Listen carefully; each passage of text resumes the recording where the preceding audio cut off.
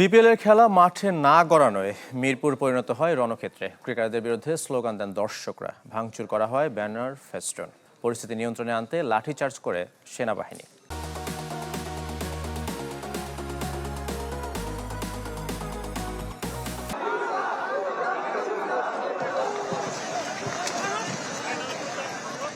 বৃহস্পতিবার হওয়ার কথা ছিল বিপিএল এর 2 ম্যাচ, কিন্তু উদ্ভুত পরিস্থিতিতে মিরপুরে হলো ভিন্ন কিছু।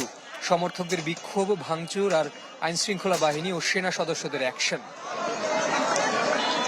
বিসিবি পরিচালক এম নাজমুল ইসলামের পদত্যাগ দাবিতে অনড় ক্রিকেটারদের ম্যাচ বর্জনের ঘোষণা সত্ত্বেও এদিন হোম অফ ক্রিকেটে দুপুরের আগ থেকেই ভিড় জমাতে শুরু করেন সমর্থকরা।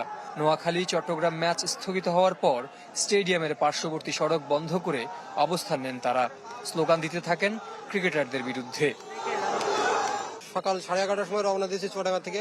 আমাদের টোটালে দুইজনে এসেছি 5,700 টাকা খরচ। প্রথমবার এসেছি বিপিএল খেলা দেখতে। এই খেলাটা যদি না হয় আমাদের এই টাকাকে বিসিবি ফেরত দেবে। মিথুন যে কথাটা বলছে যে খেলা হবে না, বয়কট, ও বয়কট করার কে? যার বাংলাদেশ জাতীয় দলে ওডিআইতে 34টা ম্যাচে ডেবু, টেস্টে 10টা ম্যাচ 10 ইনিংস গড়, এভারেজ ইনিংস 10, টি-20তে 10.5। সেই মিঠুনের জন্য বাংলাদেশ ক্রিকেট আজকে বয়কট। আমরা খুব ভয়, বাংলাদেশের জনগণ যারা ক্রিকেট প্রেমী তারা আজকে আমরা খুব হতাশ। এক পর্যায়ে শুরু হয় বিক্ষোভ, যা পরে রূপ নেয় হট্টগোলে। ভাঙচুর করা হয় ব্যানার, ফেস্টুন। পরিস্থিতি নিয়ন্ত্রণে আনতে শুরু হয় সেনাবাহিনীর লাঠিচার্জ। উপরে উপরে বলে আমরা ক্রিকেট আর রাজনীতি একসাথে করবো না, কিন্তু তারা দেখা যাচ্ছে ক্রিকেট আর রাজনীতি দুইটাকে একসাথে করছে।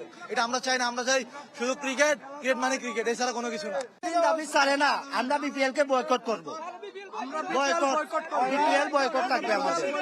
কিন্তু শেষ পর্যন্ত হতাশ হয়ে বাড়ি ফিরতে হয়েছে ক্রিকেট প্রেমীদের।